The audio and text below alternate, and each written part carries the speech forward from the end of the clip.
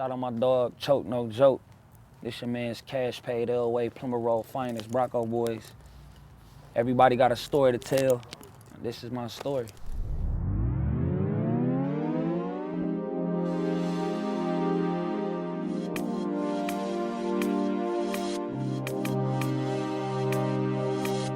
It's Elway and no right, nigga.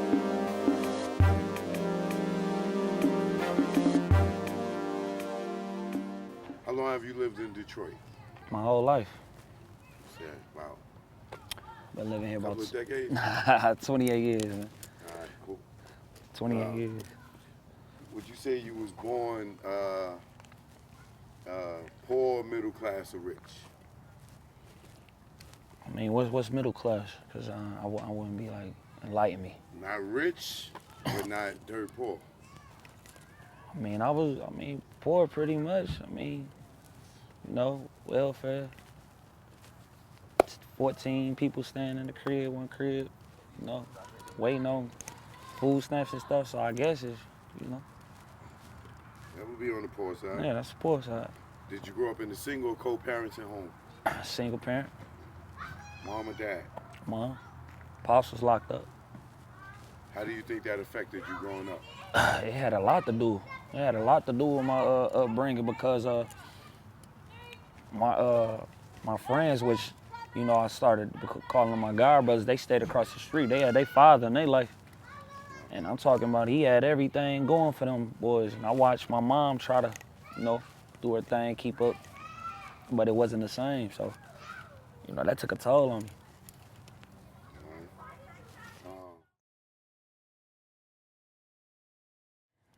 As a kid, what did you think you were going to be? Basketball player. Most definitely, I thought I was gonna be a hooper. I was kind of nice. Rather. I was kind of nice, but well, we went to the championship in the 8th grade. You know, I was on the team. High school, I tried out and made it, but then I had a change of mind. Like not too long ago, like I just didn't want to do it no more. I didn't want to do shit no more. You know what I'm saying? I just wanted to hustle. I wanted to just get some motherfucking money. Right. So what was your first career choice? I always had this passion for music. Like I always had this passion for music. I used to just say random shit that come to my head and it kind of sounded nice. So this around the time everybody had an MP3 player, you know what I'm saying? Around the time everybody had an MP3 player, you put the little instrumentals on there off line wire and shit, you know what I'm saying? And I used to just try it and I'm like, man, I'm just about to just get this shit a try. You know what I'm saying? That's when music jumped into my life.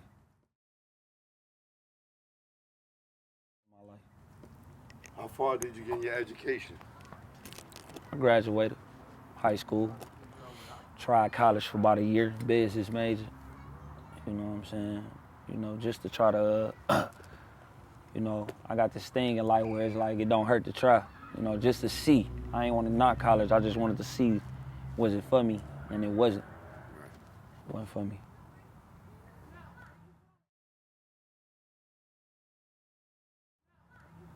At what age did you feel you became an adult? 15. Why? Because of the simple fact of that's kind of really when I kind of like got cut off. Not necessarily cut off, but you know, that was when moms was trying to, you know, push a nigga to get his own kind of income and stuff like that. So when I started providing for myself and actually kind of like looking out for others, I'm like, yeah, like I'm becoming an adult. That's when I felt like, you know, I was really grown.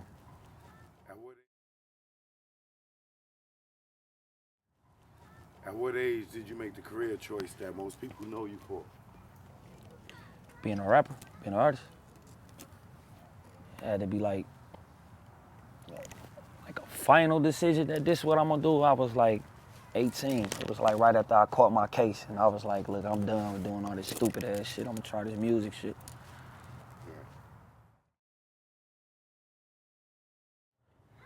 What were your early struggles as an artist?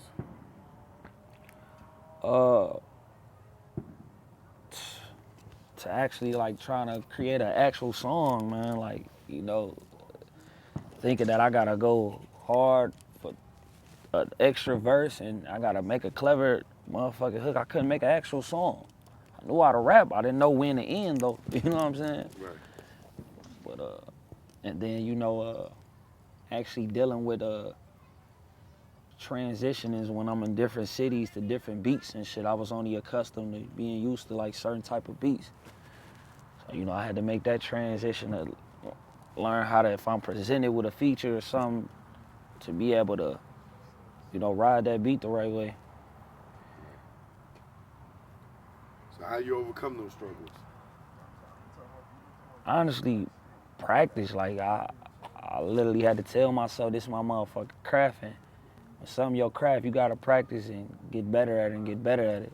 You can't really complain. So I really just had to start believing more within myself, and it just started just coming frequently. Like the more time came, the more better I got at it.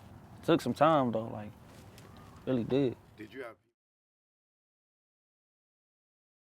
Really did. Did you have people close to you that didn't support you? Yeah, hell yeah. I think a lot of artists deal with that shit. Hell yeah. What? That shit like your vision. Like don't nobody see that shit. They like, nah, that shit ain't gonna. But that's how it always start. Right. That's how it always start. But hell yeah, I had a whole lot of fucking people. Then Family and family and friends. At the door when you got a show. Man, family and fucking friends, and they want to get in for free. It's like, nah, pay that tab now. Right. All right. Who would you say was your biggest supporter? My biggest supporter. It's two people that was my biggest supporters when I first started. That's my god brother, Tez. We call him Big Tez, and my cousin Bronco who passed away. Them two, they was the two biggest supporters. You know what I'm saying? My other niggas and my niggas is looking at it like, man, stick with this shit we doing out here in the street. This shit rolling right, nigga. Fuck all that studio shit. My bro, Big Tez, he actually put me in my first studio because he got tired of me just rapping to them niggas. Dice game, basketball. Let me spit this shit. He put me in that motherfucking booth, man. I love that nigga for that shit because that was the best shit that ever happened to me. And Bronco, when I say Bronco, is because he was my blood family, and he basically was trying to get people to understand, like, hey, that nigga look nice when he doing that shit at these shows, and you feel me? He got a little flow on him, and he was always coming through being real supportive and shit. Rock a shirt if he got to, but them was the first two with the heavy support.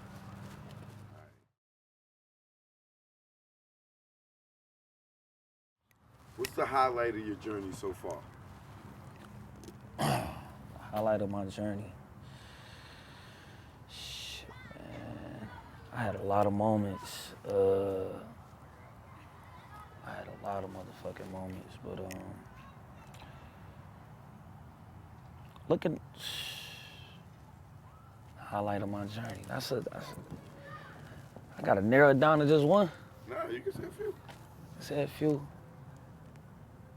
I mean, just meeting a lot of people along the way that I never thought that I encountered. Like, you gotta think, like, my first one was when I met Trick Trick. I ain't gonna lie. Like, you gotta think, I think I was in like the fucking 8th grade when he dropped Welcome to Detroit. You know what I'm saying? Yeah. And then I look up, this man, the president of the label that I'm signed to, like, man, I'm like, hell no. You know what I'm saying? Right. That was like my first, man. I'm from Detroit. That nigga from Detroit, OG.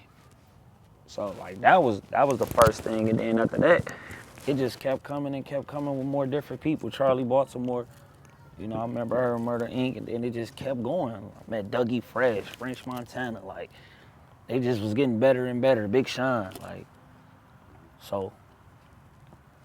All that, them the moments that I don't forget because I felt like when I met these people, it was like I was earning my keep to be wherever I was at to even engage with them. You get what I'm saying? Yes, sir.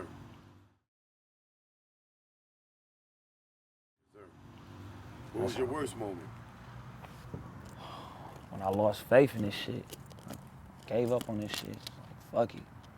You know what I'm saying? That was my worst moment ever. And that's something that I still regret to this day. Because I feel like consistency is key. Right. And I feel like that time I couldn't get back. That could have been time that I could have still been applying pressure. You know? Yeah. You know, they tell you, like, you know what I'm saying, when you going towards your goal, whatever, you know, keep going, don't give up, because, you know, that moment that you probably about to give up, probably the moment that's gonna open another door for you. So that's one of my biggest regrets. I stopped rapping for like 2 years. Stopped rapping for like 2 years. If you could go back and do it over, what would it be? Not stopping? If I could go back and do it over, I would have never stopped. I would have never stopped. I would have never stopped at all. What happened was my cousin, you know what I'm saying, he used to be on the road with me and shit and grabbed the mic. And, you know, he decided to hop in the music shit. And when I stopped, that nigga caught fire. I'm talking about that nigga caught hot, red hot. But his whole thing was he felt like I know a nigga with lyrical ability who the shit. And I ain't about to let this nigga stop doing this shit. And that nigga was like, look, nigga, you gonna have to figure this shit out. You gotta start doing this shit again. And I was like, fuck it. So if you could give somebody advice, an artist, what advice would it be? If I could give an artist advice, I would tell him stay focused, remain humble, soak up all the game that you can, and stay consistent.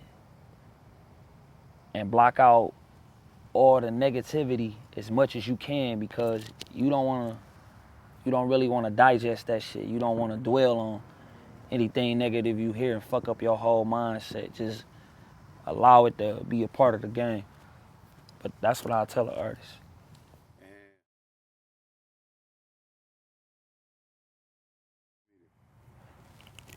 Follow me on Twitter at I am Cash Paid Elway. Follow me on Instagram at I am Cash Paid Elway. Facebook at Cash Paid Elway. My YouTube channel, Cash Paid Elway. Check me out on all my musical platforms. Go stream all my tapes. My last one you dropped? Last one I dropped, Cashieteria's Season, man. 19 tracks on that bitch, all fire. So many Detroit fresh producers on there. I got some dog-ass features. Shout out Brocco Boy Zelly, E Modest, Snap Dog, MDB Vine. You know, I got some fire on there. Doughboy Clay. Go check it out.